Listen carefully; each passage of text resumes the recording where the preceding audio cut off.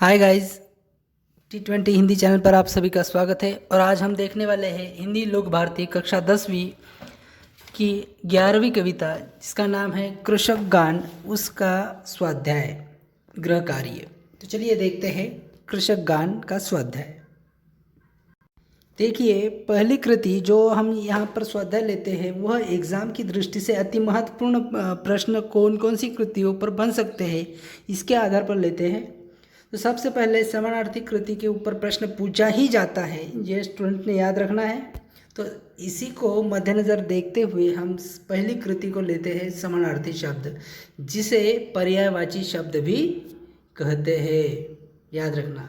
और यह पहली कृति इस प्रकार से है। देखिए, मधुमास जो शब्द आया है कविता के अंदर, उसे हम वसंत ऋतु कहते हैं। दूसरा शब्द है ऊसर, मतलब बंजर, अनुपजाऊ जमीन। तीसरा शब्द है सृजक, रचना करने वाला या सर्जक। याद रखना, ऐसे प्रश्न पूछे जाते हैं। उर्वरा मतलब उपजाऊ भूमि, जहाँ पर फसल आती हो ऐसी भूमि, उसे उर्वरा कहते हैं। नीड़ मतलब घोंसला, यहाँ किताब में नीड़ का अर्थ घर के रूप में लिया गया है, यह भी याद रखना। यदि प्रश्न एग्जाम में ऐसा पूछा जाता है, नीड़ का शब्द प्रयोग किस लिए किया गया है, तो घोंसले के लिए नहीं बल्कि घर के लिए किया गया है। मनुष्यता, यहाँ पर मनुष्यता का अर्थ होता है मनुष्यता। पालित, आश्रित, पाला हुआ।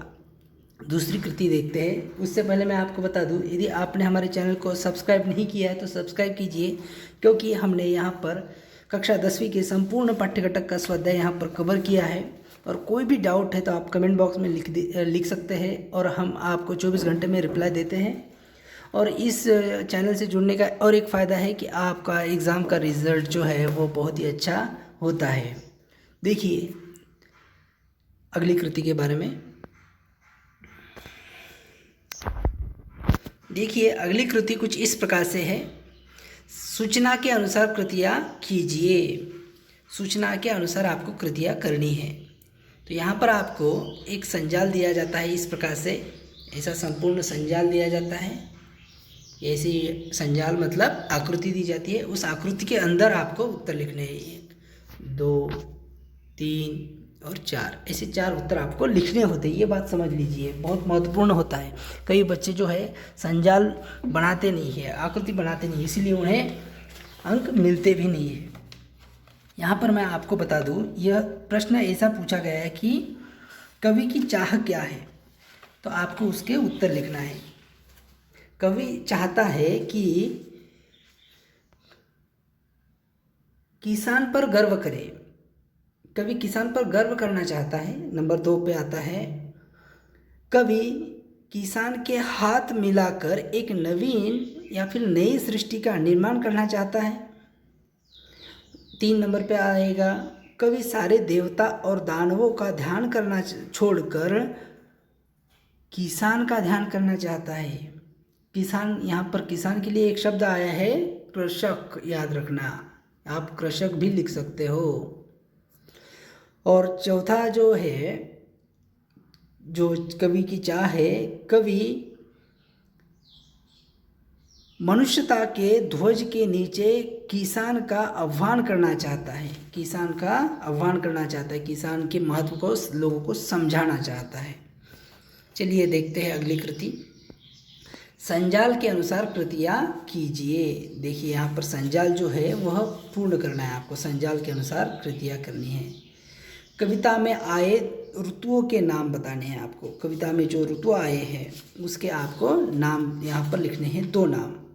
देखिए 1 और 2, कविता में आए ऋतुओं के नाम। तो पहला जो ऋतु है उसका नाम होगा मधुमास। देखिए क्या होगा, मधुमास। तो दूसरा जो ऋतु है पतझड़, पतझड़। देखिए अगली कृति देखते हैं। इन कृतियों को आप पॉज करके भी लिख सकते हो, क्योंकि आपकी अच्छे से तैयारी हो जाएगी। दूसरी कृति है श्रम चूस कर बना। क्या बना, मधुरस बना। देखिए, श्रम चूस कर मधुरस बना। अगली कृति है जो एग्ज़ाम्स की दृष्टि से पूछी जाती है वही कृति को हमने यहाँ पर लिया है, उस और अलग अलग कृतियों को यहाँ पर लिया है कि कैसे कैसे कृतियाँ आती है उसकी आपको आइडिया आ जाती है। एक शब्द में जवाब लिखिए, एक देखिए एक शब्द में जवाब मतलब उत्तर लिखिए, एक शब्द में, इसका उत्तर एक ही शब्द में होना चाहिए, ऐसा आपको उत्तर लिखना है। हाथ में कैसी तलवार हो, तो उत्तर आएगा संतोष की तलवार हो, संतुष्टि की तलवार हो, हाथ में संतोष की तलवार हो। दूसरा शब्द है विश्व का पालक कौन है, तो विश्व का पालक किसे कहा है, कवि ने कृषक को कहा है, मतलब किसान को कहा है।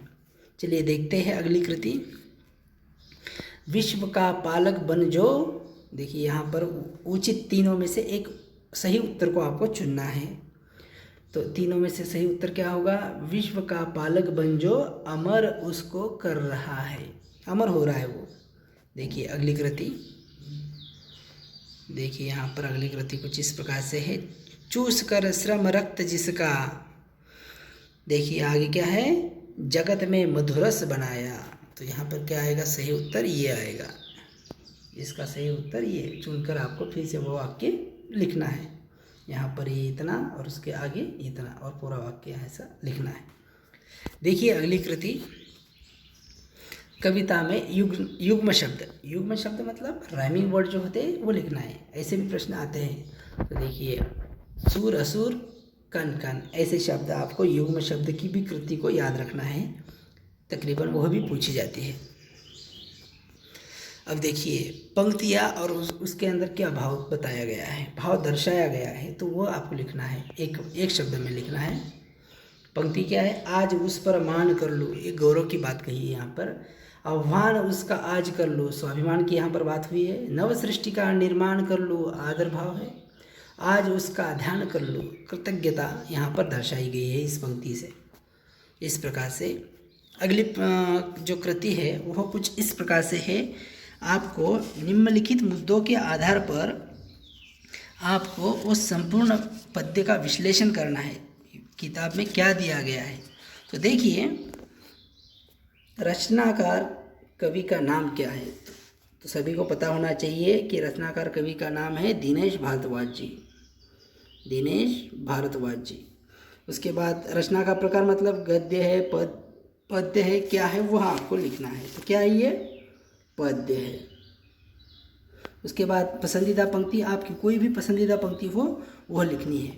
जैसे कि मैं मान लो आपको एक पंक्ति बताता हूँ, छोड़ सारे सूर असुर में आज उसका ध्यान कर लूँ, उस कृषक का गान कर लूँ, और उसका देखिए यहाँ पर ये पंक्ति लिखना है आपको। उसके बाद पसंदीदा होने का कारण, तो आपने लिखना है कि इस पंक्ति में, क्योंकि इन पंक्तियों में यह बताया गया है कवि ने कि पीड़ित शोषित किसान के महत्व को दुनिया के सामने मुझे प्रस्तुत करना है और उन्हें ईश्वर की भांति उनका पूजन करना है, उसका सम्मान करना है, ऐसा आपको लिखना होगा। और रचना से प्राप्त संदेश क्या है, इस रचना से, तो इस रचना से हमें ये प्रेरणा मिलती है कि हमें अपने देश के किसान का सम्मान करना चाहिए। वो हमारा अन्नदाता है, हमारा पालक है, क्योंकि वही अपने अथक परिश्रम से देश के पालन पोषण हेतु अन्न उगाता है, और हमें उसकी मेहनत का सम्मान करते हुए उसकी आर्थिक स्थिति को कैसे सुधारी जा सकती है इसके बारे में हमें प्रयास करना चाहिए, ताकि वह अपना जो जीवन है वो समृद्धि से बिता सके।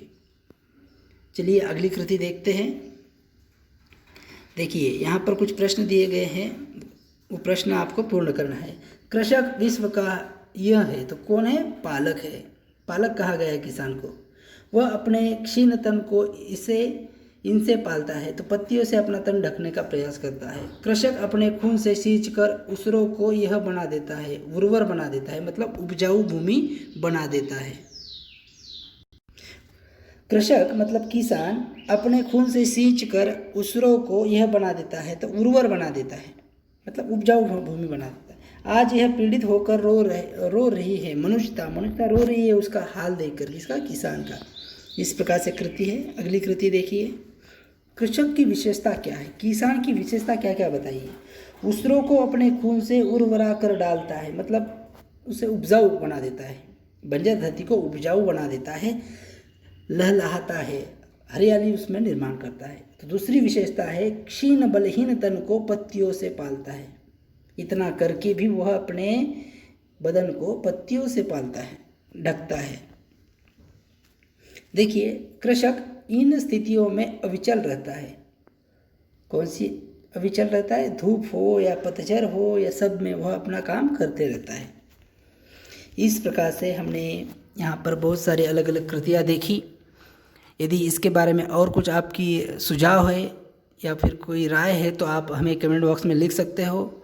इसमें कौन कौन सा सुधार किया जा सकता है ये भी आप मुझे बता सकते हो। कैसे क्वेश्चन लिए जा सकते हैं ये भी आप मुझे सुझाव दे सकते हो। आपके सुझावों का हम स्वागत करते हैं।